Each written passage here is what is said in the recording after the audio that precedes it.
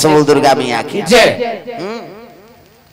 कर्म जेकर बन जाते वही हजार अमर हो जाते। मरे के 5 साल बर एक जन पावन ल देरिस गा शंकर जी एक जन तो लड़का दे दे महाराज। शिव जी कहते 5 साल बर दे थोड़े 5 साल के बाद मर ही नहीं बाँचे की। अब दे दे भाई 5 साल रही मोर लड़का। जैसे लड़का जन्म धरी तो पंडित कहते 5 साल के बाद तो मर ही है तो का काम करवाऊं ये पढ़ाऊं लिखाऊं तो बेकार है ये तो मरी ता कैसे कराऊं। वो लड़का ठीक ठाक करेंगे शुरू करी तान पा पर सिखोई सोला जेला पा तेला पा पर बेटा कहे है नहीं वो जेला पाए तेला पा पर खुशी रहा सुखी भव आनंद रहो। हाँ वैसा ऐसे कहा थे सब। कैसे एक दिन ब्रह्म ऋषि मन पहुंच गए सनक सनकादिक सतनंदन सनत कुमार करोड़ों वर्ष हो गए 55 साल लेकर बरोबर वो साधु मनकर पहुंच गए। वो मालपा परिसगा खुश रहो आनंद रहो सुखी भवा आखिरी में रहते कहते चिरंजीव हो की दिस प्रेम सबल दुर्गा मैया की जय। चिरंजीव मतलब मरे नहीं अमर हो जाए प्रेम सबल दुर्गा मैया की जय। चिरंजीव हो और चिरंजीव हो की ते लोग पंडित सुंदर गा वो पंडित कहते महाराज कैसे मोर बेटा का आशीर्वाद दे कहते चिरंजीव हो कहे की ते लबरात के शंकर जी लबरा है कि कैसे बोलते हो कहते ते आशीर्वाद देते लबारी है तुम शंकर जी लबरा है तो कैसे बोलता शंकर जी 5 साल बर निकल दे अब 5 साल के बाद मर ही अब ते कहा था चिरंजीव हो कहे के तब तो आशीर्वाद लबारी तुम शंकर जी कहते लबरा है। साधु फंस गएगा नहीं बेटा हम बोले हैं तो भगवान के बानी है कद दिन बाँचे 5 साल पूरे बाद 1 महीना बाँचे। हाँ लैकल हम अल्लाह दे तोर कर रही मर जाई तो हम अल्लाह दे हम चिरंजीव हो के है ना कहते हो तब फिर देखो लड़का लेगा था अब मर ही तो मर्डर केस में तू मन फांसू की साधु मन कहते दे कैसे मारी तेल हो मन देखता वो लड़का धर के कैलाश चल दिनों मन प्रेम से बोल दुर्गा मैया की जय। कैलाश पर्वत शिव जी करा तब जय कैलाशी भोले बाबा जय कैलाशी भोले बाबा जय कैलाशी भोले बाबा जय कैलाशी भोले बाबा हम है सराना तिहारी हम है सराना तिहारी तिहारी हम है सराना तिहारी हम है सराना तिहारी हो हम है सराना तिहारी तिहारी हम है सराना तिहारी। जय कैलाशी भोले बाबा जय कैलाशी भोले बाबा प्रेम से बोल दुर्गा मैया की जय। शिव जी बैठे रहा कैलाश में हर हर महादेव। शिव जी कहते आओ आओ आओ हाँ ब्रह्म ऋषि मन बहुत दिन लैकल सुता दिन लैकल कहते खुश रहो चिरंजीव हो आखिर ले तू घर मुंदे चरत हंस की बट ले आखिर उघार के देखते थे 5 जन रहा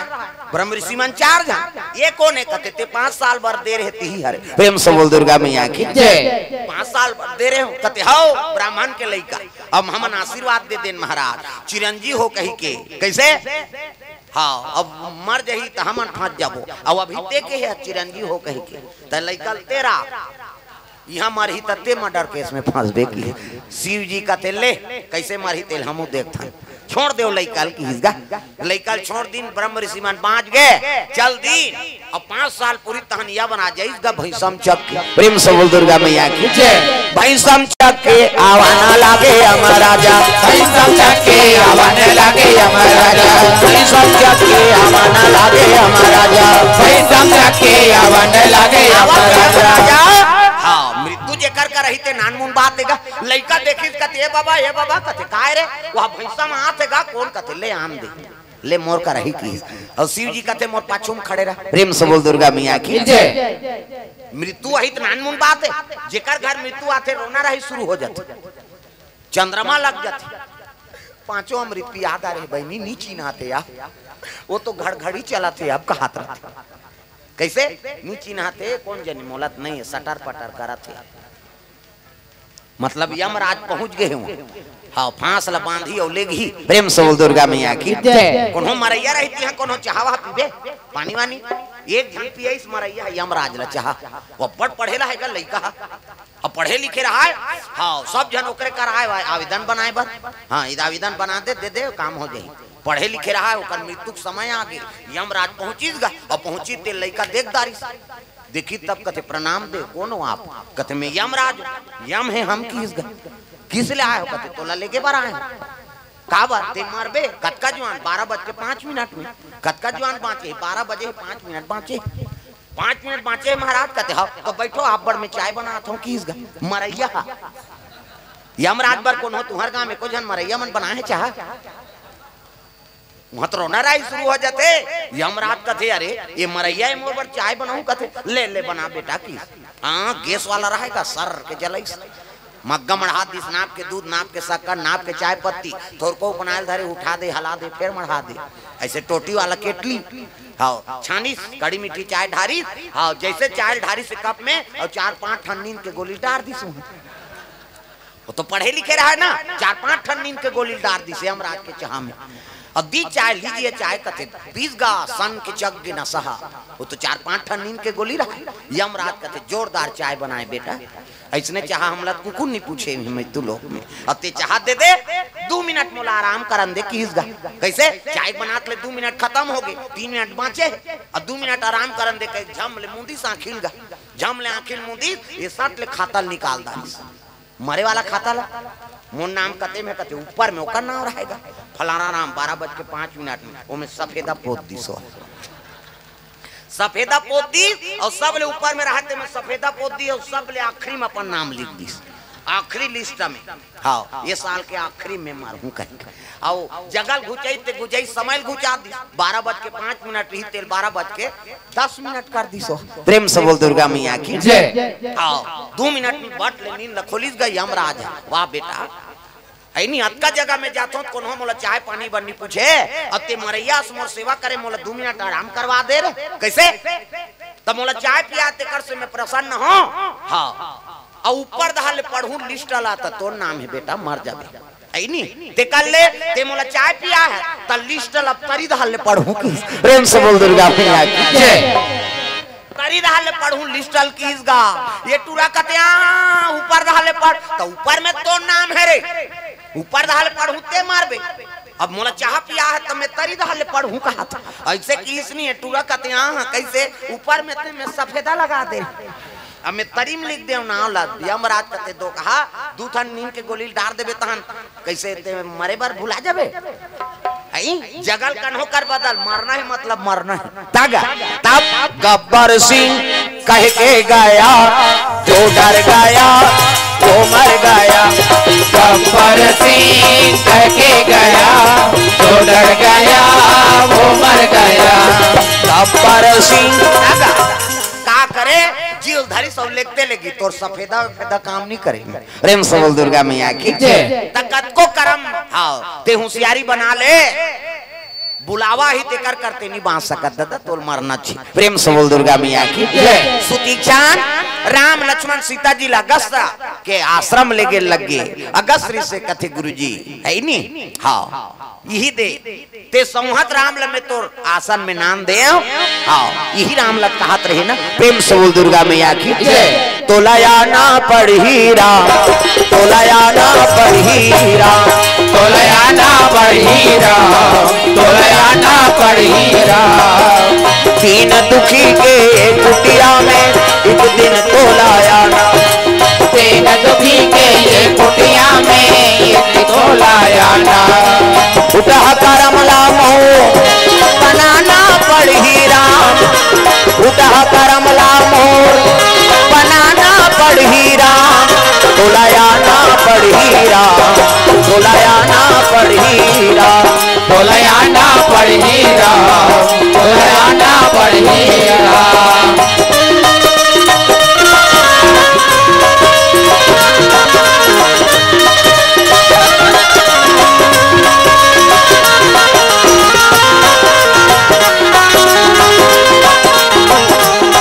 तोलाया ना पढ़ी राम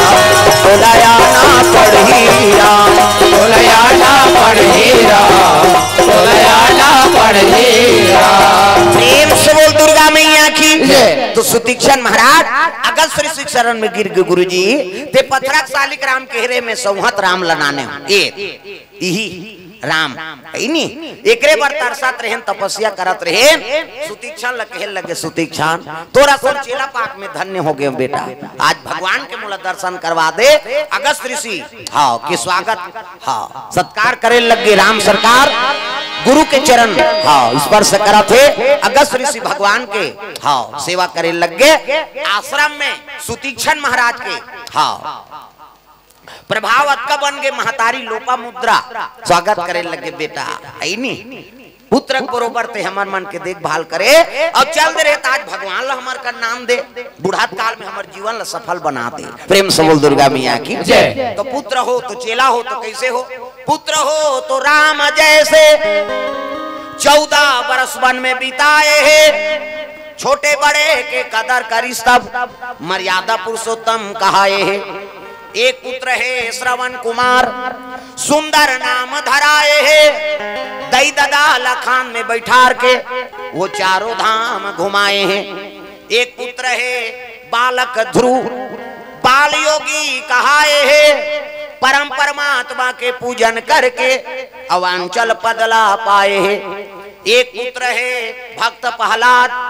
राम नाम गुण गाए है ऋषि मुनि के हित के खातिर अपन ददल झलोक बिसराए है कहे लगे बेटा हो तो इसने हो राम जैसे 14 बरस वनवास ल चुन ली कैसे आजकल के बेटा मन उसने चुनती उद्देश्य शादी हो नामा बहु नाने हैं और कर दादा कहीं जा रहे वो 11 दहार के लारी में रहू कहीं नहीं उद्देश्य मीटिंग कर दी देखने का नामा बहु रे आए तेल हम लारी में रबे कथे सोच बाय हमार बांटा राख दे भाई कथी बात समझ आती नहीं प्रेम से बोल दुर्गा मैया की जय। तो पुत्र हो तो श्रवण जैसे हो माता पिता की सेवा कराओ तब अंधी अंधा के बेटा श्रवण कुमार धोखा से मारे रे उला दशरथ हबान अंधी अंधा रोए दिन रात बेटा श्रवण कुमार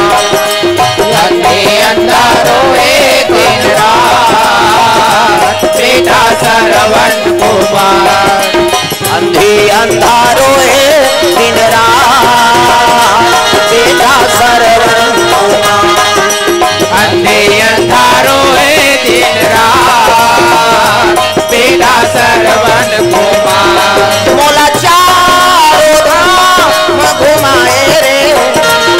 बीच जंगल में कांवर ला मढ़ाए मोला चारों धाम घुमाए रे बीच जंगल में कांवर ला मढ़ाए एक तू पानी के खातिर बर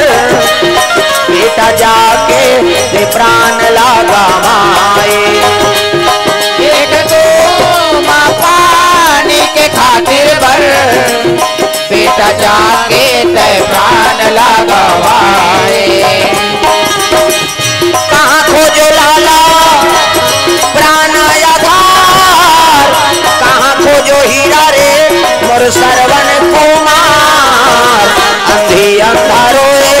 दिन रात बेटा श्रवण कुमार अंधी अंधा रोए दिन रात बेटा श्रवण कुमार